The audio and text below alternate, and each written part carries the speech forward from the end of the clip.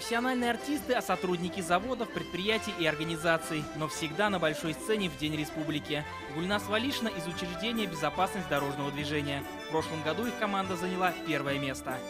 Саман для меня это способность выразиться по-другому, потому что дома я мать, дома я жена, а на работе помимо своих должностных обязанностей я могу еще и проявлять себя в творчестве. Это очень ценно.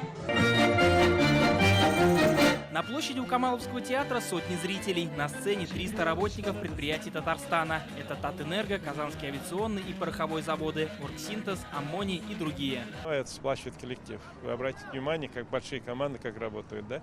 Так и на работе. Ну и, наверное, где-то знакомятся, где-то теснее друг друга узнают, где-то появляются семьи, где-то появляются дети. Ну и самое главное, люди учатся самоорганизовываться, люди как бы за короткое время делают больше. У нас на предприятиях самое главное – это преемственность поколений. Это наша молодежь. И человек, если может себя проявить и на сцене, наверняка он сможет проявить себя и в производстве.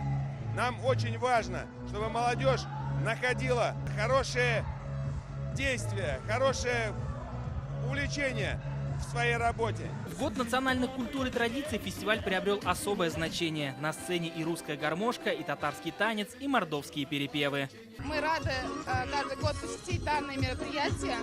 Очень атмосферно и по-народному. Мы пришли на этот праздник всей семьей сегодня.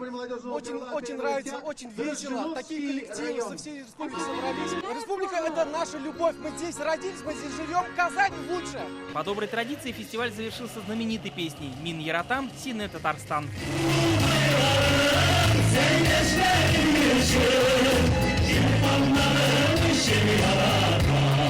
Павел Драгунов, Рамзиль Гарипов, ТНВ, Казань.